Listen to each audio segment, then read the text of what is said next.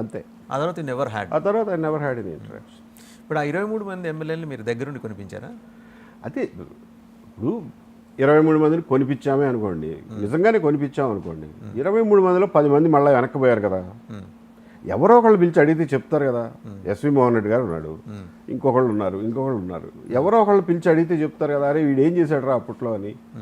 వాళ్ళు కూడా పాపం ఇటు వచ్చారు మళ్ళీ వెనక్కి వెళ్ళారు అంటే వాళ్ళకుండే ఫీలింగ్ వాళ్ళకు ఉంటుంది. వాళ్ళు నిజం చెప్పక అబద్ధం ఎందుకు చెప్తారు? వాళ్ళు నన్ను ఎందుకు ప్రొటెక్ట్ చేస్తారు? నన్ను అయితే ప్రొటెక్ట్ చేయరు కదా.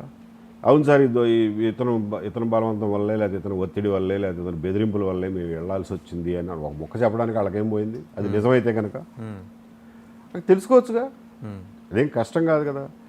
అదొక మిత్ని క్రియేట్ చేశారు, ఆ మిత్ని అలాగే సజీవంగా ఉంచుతున్నారు అంతే. బట్ అంటే అటువంటి ఆరోపణ చేసినప్పుడు you are heading the intelligence department, మీరైతే ఆయన్ని కలవకపోవచ్చు కానీ ముఖ్యమంత్రి గారికి చెప్పాలి కదా, దీన్ని ఎక్కడో చోట కౌంటర్ చేయండి, ఇది అనవసరంగా ఆఫీసర్స్ మొరైల్ని దెబ్బతీసే విధంగా ఉంది ఈ రకమైన ఆరోపణలు అని మీరు కూడా చెప్పలేకపోయారు కదా. అప్పటికప్పుడు ఇమీడియట్గా మొదలెట్లా వీళ్ళు. I think last year 4th ఇయర్లోనే ఎప్పుడో మొదలెట్టినట్టున్నారు. మిగిలిన and we don't normally ask the chief minister to defend అస్.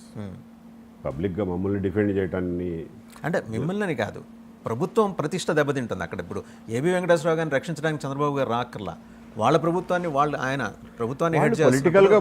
పొలిటికల్గా దానికి ఏం స్పందన ఇచ్చారో నాకు ఇప్పుడు గుర్తులేదు కానీ, బట్ నా అంతటి నేను రిప్లై ఇచ్చే పొజిషన్ ఉండదు కదా ఆ రోజు. సో మీరు అంటున్నారు దట్ వాజ్ ఎ మిత్ అని. ఆ మిత్ కంప్లీట్ మిత్.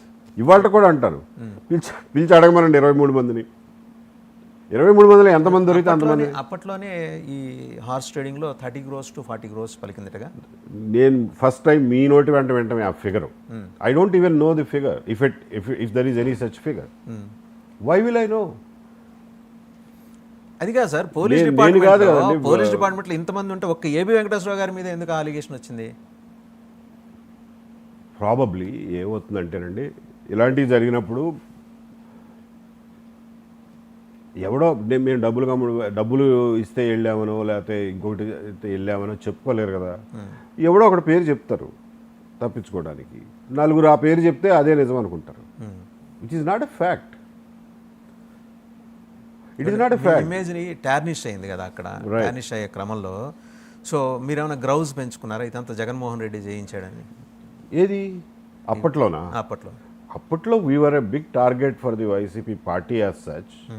ఆయన ఒక్కరే కాదు కదా, విజయసాయి రెడ్డి గారు వీళ్ళందరూ చాలా మాటలు మాట్లాడేవాళ్ళు. So this is their style of politics అని మాకు తెలుసు కాబట్టి కొత్తగా సర్ప్రైజ్ ఏం లేదు అందులో. That's the way they do politics. ఇప్పుడు చంద్రబాబు గారు మీకు ఏమైనా టాస్క్ ఇచ్చారా?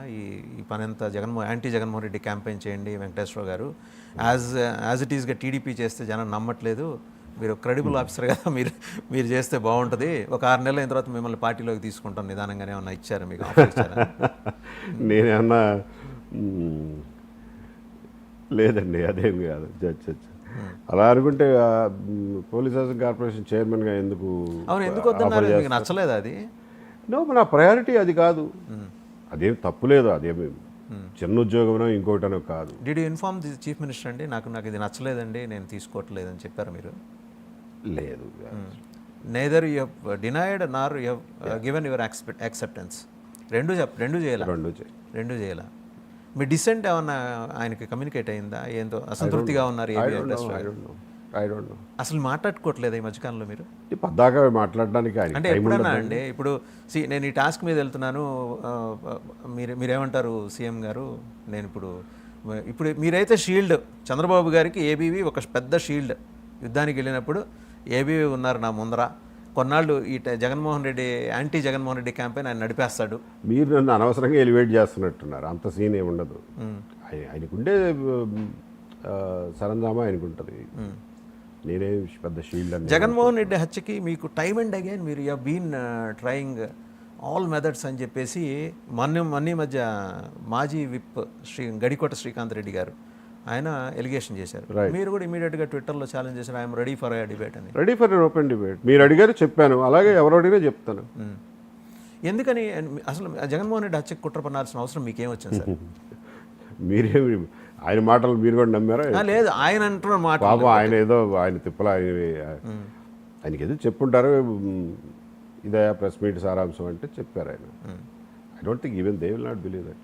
దానికి వాళ్ళు చెప్పిన కారణం ఏంటంటే కోడికత్తి శ్రీనుని కలవడం మహాపాపం అన్నట్టుగా మాట్లాడుతారు.